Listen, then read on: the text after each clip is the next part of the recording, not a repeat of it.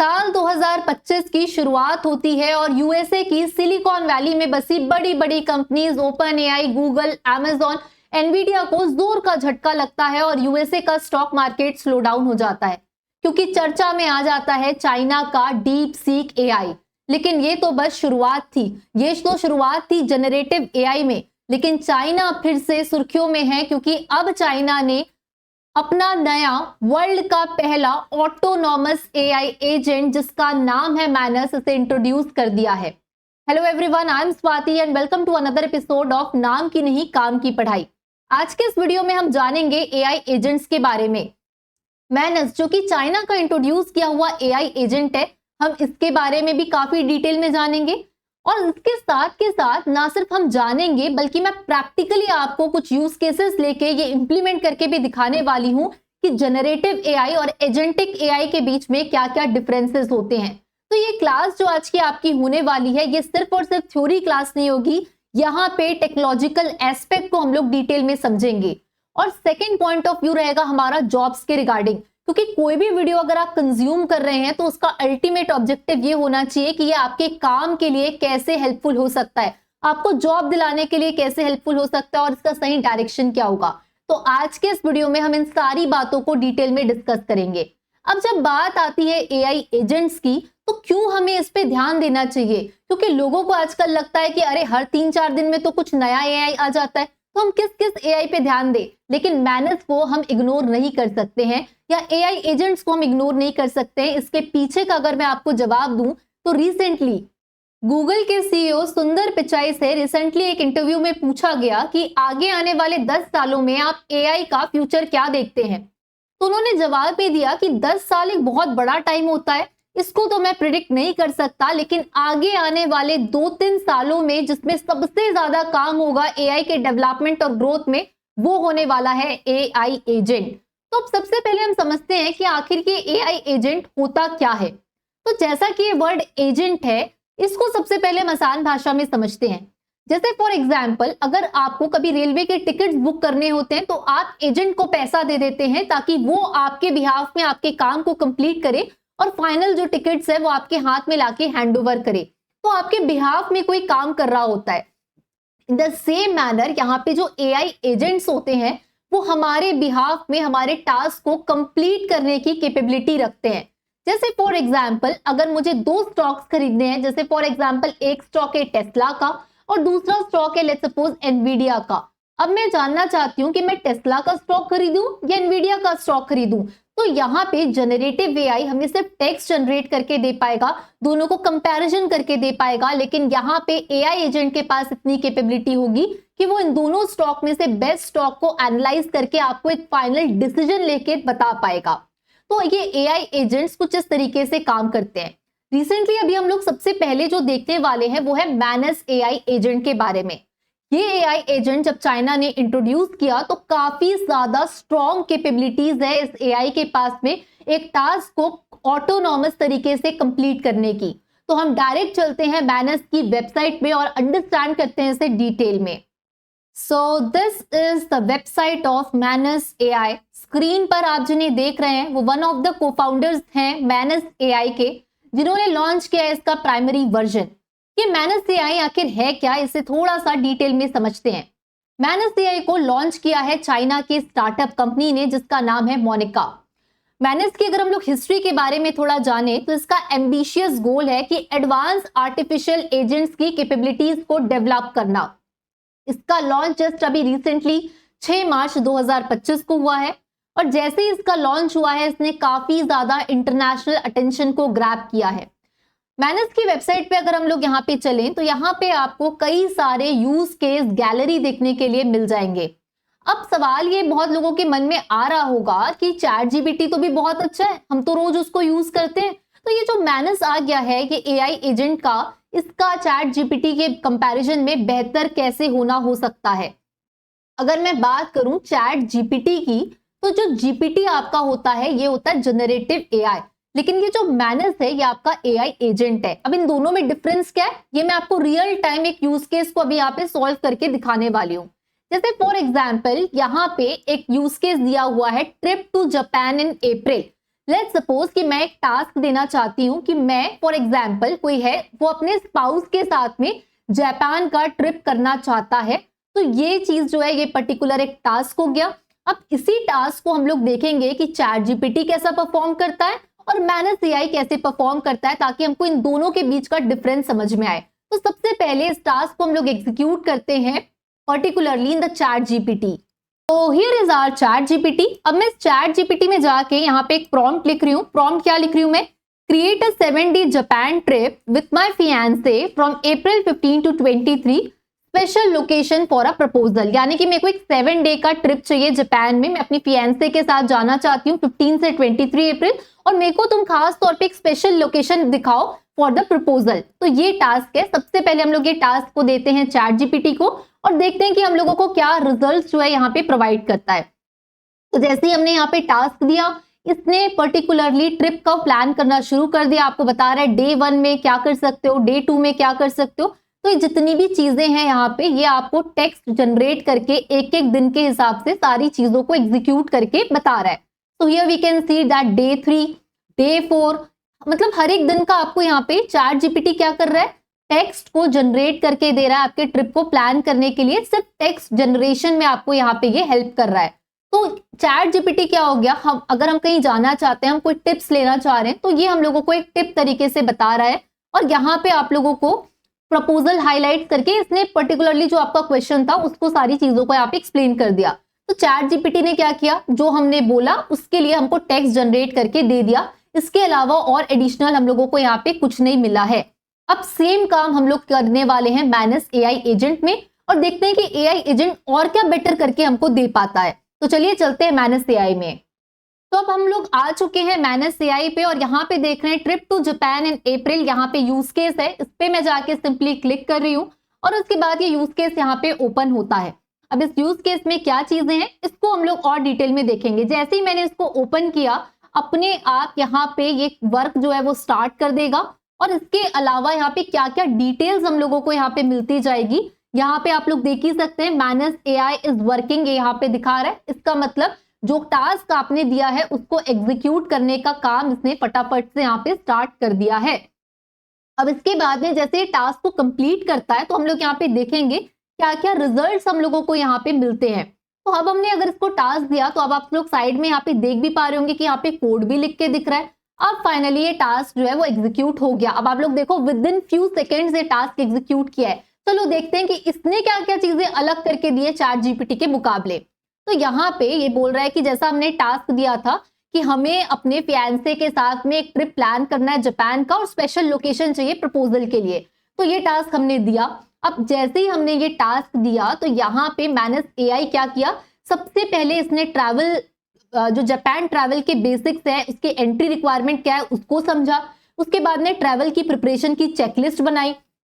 फिर ये देखो रिसर्च करना इसने चालू किया और उसके बाद ये अलग अलग जितने जापान के लाइक टूरिज्म के वेबसाइट्स हैं उस पे यहाँ पे इसने जा जाके ब्राउज करना शुरू किया। देखो जैसे ही मैं यहाँ पे कौन कौन सी वेबसाइट को इसने ब्राउज किया मेरे को ये भी पता चल रहा है। यहाँ पे ये मेरे को साफ साफ बता रहा है कि जापान गाइड की इस वेबसाइट को हमने ब्राउज किया। अब जैसे इस वेबसाइट में मैं क्लिक कर रही हूँ तो यहाँ पे मेरे को वेबसाइट में रीडायरेक्ट भी कर दे रहा है। तो इसने क्या किया, जितने भी जापान की टूरिज्म की वेबसाइट्स है उन वेबसाइट्स को से सबसे पहले डेटा को क्या किया, इकट्ठा किया। उसके बाद जैसे इसने सारे एग्जीक्यूट कर लिए स्टेप, उसके बाद ये मेरे को बता भी रहा है कि देखो अभी तक मैंने ट्रिप एडवाइजर जो हमारी वेबसाइट है उस पे मैं गया और वहां पे जाने के बाद में जितनी हिस्टोरिकल साइट है जापान की वो सारी इंफॉर्मेशन अभी तक मैंने गैदर कर ली है। अब देखते हैं नेक्स्ट काम उसने क्या किया।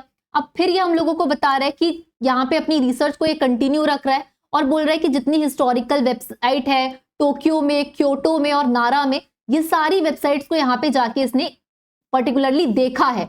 अब यहाँ पे मैं जैसे ही कौन कौन सी वेबसाइट पे गया इसको जाके अगर मैं सर्च कर रही हूँ तो देखो यहाँ पे दिखा रहा है नारा पार्क इसने देखा है। फिर से अगर मैं देख रही हूँ तो यहाँ पे कौन कौन सी वेबसाइट, क्योटो का कल्चर एक्सपीरियंस, जो जो वेबसाइट ये विजिट किया है, इवन यूट्यूब के कुछ वीडियोस भी इसने देखो सर्च किए हैं, जाके वेबसाइट सर्च किया और उसके बाद ये मेरे को यहाँ पे रिजल्ट बता रहा है। तो कौन कौन सी वेबसाइट इसने देखी है ये भी मैं यहाँ पे इजिली चेकआउट कर सकती हूँ। अब इतनी इंफॉर्मेशन लेने के बाद में यहाँ पे ये क्या करना शुरू कर रहा है, एक एक स्टेप बकायदा आपको यहाँ पे साफ सुथरा दिखेगा। Develop comprehensive 7 day Japan itinerary. तो यहाँ पे अपनी ये रिसर्च का एक अलग से PDF आपके लिए क्रिएट कर रहा है। उसके बाद में प्रपोजल लोकेशन कौन सी बेटर रहेगी वो यहाँ पे आपके लिए सर्च किया है। तो अलग अलग जो वेबसाइट सर्च किया है ये वेबसाइट पे यहाँ पे देख पा रही हूँ। अब इसके बाद ये फुल फ्लैश सारी इंफॉर्मेशन को निकालने के बाद आपको एक कंक्लूजन दे रहा है। ये कंक्लूजन दे रहा है कि 7 डे जो ट्रिप है आपका इसमें क्या क्या होना चाहिए। इसके लिए इसने क्या किया है, पूरा का पूरा फोल्डर क्रिएट करके दिया है हमारे लिए। अब यहाँ पे अगर आप देखोगे view all files in the task, इसमें मैं सिंपली जाती हूँ, इसको मैं क्लिक करती हूँ। तो अब सबसे शानदार बात इसकी यही है कि देखो ये जापान का ना एक HTML फाइल, मतलब मेरे को 7 दिन कहीं जाना है, मैं उसमें क्या क्या करूं उसकी वेबसाइट तक बना के इसने मुझे दे दी है, मेरी पर्सनल वेबसाइट की मैं इससे गाइडेंस ले सकती हूँ। अब मैं जैसे ही इसको जाके देखना क्लिक करती हूँ इस जापान हैंडबुक को, ये देखो एक वेबसाइट की तरह यहाँ पे मेरे पास जापान ट्रैवल हैंडबुक 15 से 23 अप्रैल, आपको ट्रिप में क्या क्या करना चाहिए, क्विक फैक्ट्स क्या क्या है इस ट्रिप के, कितना बजट आपको हो सकता है, कौन सी मौसम अभी चलेगा जब आप ट्रिप में जाओगे, तो ट्रांसपोर्टेशन के लिए आपको जो पास है वो कब आपको एक्टिवेट करना है, पूरी वेबसाइट बना के दे दी भाई इसने कि आप अपना ट्रिप ना सिर्फ प्लान करो बल्कि एक पूरी वेबसाइट क्रिएट कर दी। यहाँ पे देखो मैप्स तक इस वेबसाइट के अंदर डाल दिए, कौन कौन से अट्रैक्शन है, जापानीज के कौन कौन से फ्रेजेस फेमस है, पूरा का पूरा travel trip proposal guide map सब कुछ एक वेबसाइट की तरह क्रिएट करके दे दिया है, जो अभी हम देखें जो ChatGPT क्रिएट नहीं कर पाया है। अब हम लोग ने इसने जो फोल्डर क्रिएट किया है और क्या क्या फाइल्स हैं ये भी हम लोग एक एक करके देखते हैं। तो देखो यहाँ पे ने टू डू लिस्ट की अलग से फाइल बना के दे दी, यानी कि अगर मैं सिंपली एक काम करूं इस फोल्डर को, यहाँ पे देखो डाउनलोड का भी आपको ऑप्शन दिया हुआ है, मैं अगर इस फोल्डर को डाउनलोड कर लेती हूँ तो इस फोल्डर के अंदर हर चीज है जो मेरे को जापान जाके काम करने के लिए काम आएगी। तो अब यहाँ पे टू डू लिस्ट में जैसे ही मैं क्लिक करती हूँ तो देखो पूरी की पूरी लिस्ट बना के दे दी है कि आपको क्या क्या करना है, चेकलिस्ट बना के दे दी है, क्या क्या एक्टिविटी कर सकते हो, 7 डे में क्या प्लान है, कंपाइल फ्रेजेस क्या है, HTML ट्रैवल बुक सब कुछ यहाँ पे दे दिया है। अब अगर मैं प्रपोजल लोकेशन खास तौर पे देखना चाहती हूँ कि कौन कौन सी अच्छी प्रपोजल लोकेशन है जापान के लिए, तो एक एक लोकेशन का प्रॉपर मेरे को यहाँ पे डिस्क्रिप्शन दिया है, ये भी बताया है कि बेस्ट टाइमिंग कौन सा है उस लोकेशन में जाने के लिए। तो इतना डिटेल एनालिसिस, एक एक वेबसाइट पे जाना और आपको पूरा एक फोल्डर क्रिएट करके दे दिया है कि अब आप जापान जाओ, आपकी पूरी की पूरी HTML फाइल, एक वेबसाइट बना दी, नोट्स बना दिए, हर वो चीज आपको करके मिल गई विद इन फ्यू सेकेंड्स, जो काम जनरेटिव AI नहीं कर पा रहा था। तो यहाँ पे जनरेटिव AI बहुत अच्छा सेगमेंट है, उसमें डेवलपमेंट्स हो ही रहे हैं, लेकिन ये जो AI एजेंट है, मेरे जो समझाने का आपको मतलब है वो यही है कि हमने अगर इसको एक टास्क दिया तो उसने सिर्फ टास्क के रिलेटेड में कोई इन्फॉर्मेशन नहीं दी, मेरा काम भी कर दिया, मेरे को पूरा एक फोल्डर बना के दे दिया भाई, मुझे एक वेबसाइट बना के दे दी इसने, मेरे को एक टू डू लिस्ट बना के दे दी कि देखो तुम्हें वहां जाना है तो ये चीजों को फॉलो करना है। जापान पे एक पूरा रिसर्च इसने करके मेरे को दे दिया यहाँ पे, साथ के साथ मैंने बोला था कि प्रपोजल लोकेशन कौन सा है उसका अलग से चीज मेरे को बना के दे दी। तो क्या किया इसने मेरे बिहाफ में पूरा काम।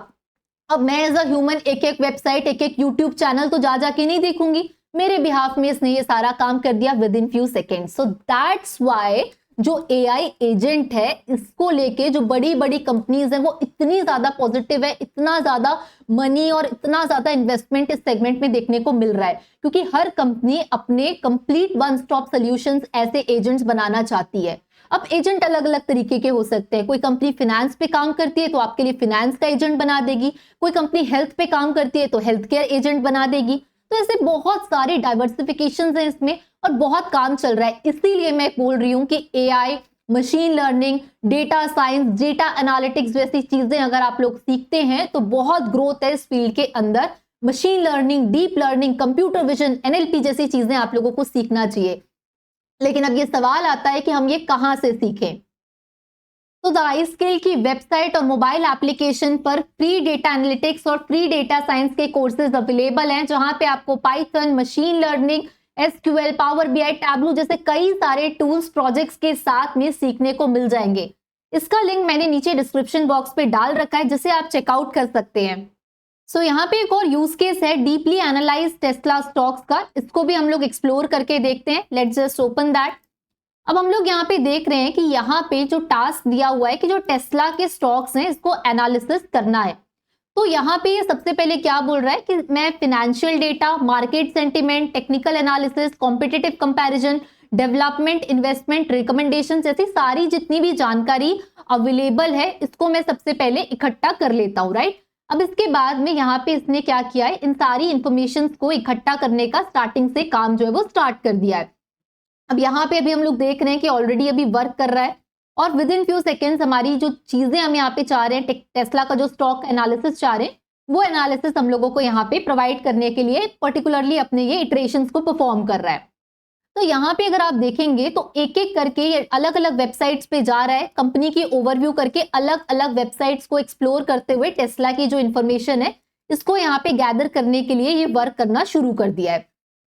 अब इसके बाद में जो जो ये वेबसाइट को एक्सप्लोर कर चुका है उसमें अगर हम लोग यहाँ पे जाके देखें तो ये बोल रहा है कि अब तक मैंने कंपनी इंफॉर्मेशन, कंपनी के लीडरशिप में कौन कौन है, इलॉन मस्क सीएफओ है, उसके इलॉन मस्क है, and then there is another person Kirkhorn, और ऐसे पूरे जितने भी एडवाइजर्स हैं इसके बारे में इंफॉर्मेशन, कंपनी की हिस्ट्री निकाल चुका है, बिजनेस मॉडल। तो एक एक करके क्या कर रहा है वो इस एनालिसिस को परफॉर्म करने के लिए डिफरेंट चीजें जो है वो यहाँ पे देख रहा है।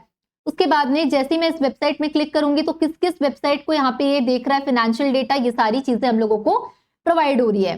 अब देखो सबसे अच्छी बात यहाँ पे ये है कि चलो जहां पे इसको जो इन्फॉर्मेशन मिल रही है उसके अकॉर्डिंग यहाँ पे आप देखो ये ग्राफ्स वगैरह भी क्रिएट करके हम लोगों को बता रहा है। लेकिन देखो कोई चीज अगर ये ग्राफ्स वगैरह क्रिएट कर पा रहा है ये बहुत अच्छी बात है, लेकिन लिमिटेशंस क्या है कि जितना डेटा इसके पास में था ये इसके हिसाब से ही चीजें बता रहा है। इसके पास अगर क्लीन डेटा होगा तब वो हम लोगों को बेहतर ग्राफ्स बना के दिखा पाएगा। तो डेटा एनालिस्ट की, डेटा साइंटिस्ट की कंपनीज के अंदर जरूरत इसलिए है ताकि वो ऐसे एल्गोरिथम्स तो यूज करें जो मॉडल्स को बनाए, लेकिन उसके साथ साथ अगर डेटा एनालिसिस हम लोगों को करना हो तो क्लीन करना डेटा को ये तभी पॉसिबल है जब सच में उसमें कोई ह्यूमन एफर्ट भी लगेगा। ये अभी ये सारी चीजों को इसलिए परफॉर्म कर पा रहा है क्योंकि इंटरनेट में जितना डेटा अवेलेबल था उसके हिसाब से वो चेकआउट कर पा रहा है, लेकिन कोई डेटा इंटरनेट में अवेलेबल नहीं है तो वो कैसे उसको एक्सेस कर पाएगा। इसीलिए डेटा एनालिसिस की, डेटा एनालिस्ट, डेटा साइंटिस्ट जैसे लोगों की भी इंडस्ट्री के अंदर जरूरत है।